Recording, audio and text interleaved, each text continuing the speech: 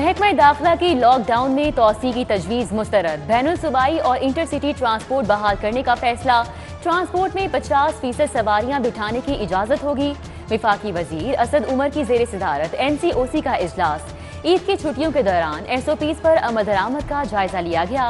17 मई से तमाम मार्केट्स और दुकानें रात 8 बजे तक खोलने की इजाज़त होगी।